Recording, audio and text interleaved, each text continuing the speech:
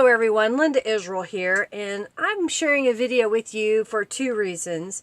One is to just tell you a definition, and the other is to show you some examples. And what is that? That is about what is a signature in a journal.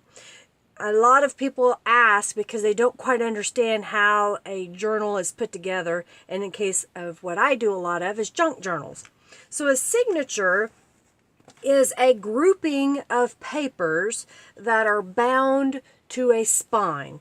Here is a journal that I've created that is one signature with a cover.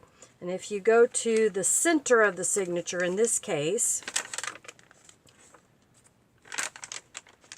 you'll see that it is tied in the middle. That's the way I did mine. Some people do them differently.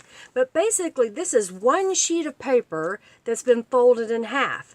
And then you got the next page that was folded in half. And all of those pages now are bound to one spine. So that is one signature. Here is a journal that you can see by the stitching has three signatures inside. So if we open this up and look from the top, you can see a grouping, three of them right there.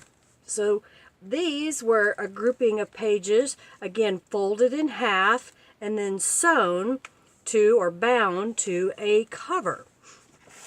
So I thought I would do really quickly a little beady journal for you. So I've got some scraps of some junk paper. These were pieces left over from a project, and I just cut them to be a consistent size and folded those in half. So here is my signature that I'm going to add to my little journal cover. And here's what I do. I take those signatures, this is one in this case, and line it up with the cover. I'll use a paper clip or a binder clip to hold it in place so that it doesn't shift. I have made a template to punch holes in the center of the signature to bind it to the cover. And basically, I just measure from top to bottom and cut a piece of paper and put 3 holes. Follow? The next thing that I do is use an awl, a punch. It's a sharp tool that will make a hole through the paper. And I will go into the center and punch through to the outside, so you can see that that's gone all the way through. And I will do this on all 3 holes so that we have a place to sew our pages to our cover. So now we have 3 holes. I'll remove the template because I don't need it anymore. I have some waxed linen thread and a bookbinder's needle. This is heavier than a sewing needle. You can also use crochet thread or baker's twine, somewhat thicker than, say, thread like you would use in a sewing machine because it's only one strand. You can use embroidery floss if you use the whole bundle of strands. So usually when you embroider, you pull out a strand or 2 strands to embroider. You'll want to use the whole thing. So what I'm going to show you is a pamphlet stitch. A pamphlet stitch is designed to hold those pages to a cover, and it's usually quick and simple, and that's why I like it. So I've got my thread that's at least 3 lengths of what the center of my spine would be. I'm going to start in the center and poke through to the outside. I'm going to hang on to this tail. I'm going to use my thumb to keep it from pulling through to the outside. From the outside, on the top hole, I'm going to push my needle. Then I'm going to pull it through to the inside and make sure that this is tight here.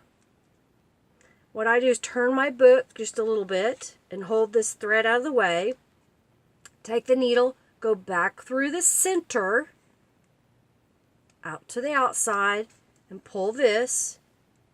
Trying to keep these tight so that they're not loose and sloppy. From the outside on the bottom hole, and I'll turn it this way so you can see bottom hole. Push the needle through. It's on the inside. Pull it up. Then what I like to do is make sure that these are all tight.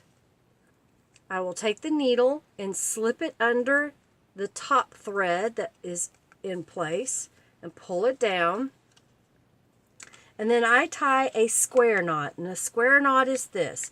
Just taking the ends, pushing it over and through, and pulling it tight. And I will do that one more time. Like so. And this is where you can cut these off flush with the knot. You can leave a little tail. I'm going to leave a small tail there just so you can see that it was bound on the inside. And that is a quick pamphlet stitch onto a one signature journal. If this was helpful to you, give this video a thumbs up. Share it with your friends, and of course comment below if you have questions. And if you haven't subscribed to my channel, please subscribe. If you want more information on how to bind 3 signatures, I'll have a link in the description box to another video that shows how I put together another journal. One of them is a Halloween journal, another one is the Flowers and Lace journal. And of course, if you are interested more about junk journals, come join the Friendly Junk Journal group. There's a lot of friendly people there that are willing to share ideas, to give tips and encouragement. They do rakes and swaps, so we'd love to have you there. So I hope you enjoyed this video. If you did, thanks so much for watching. Give it a thumbs up, share it with your friends. Have a fabulous day, everybody. Bye.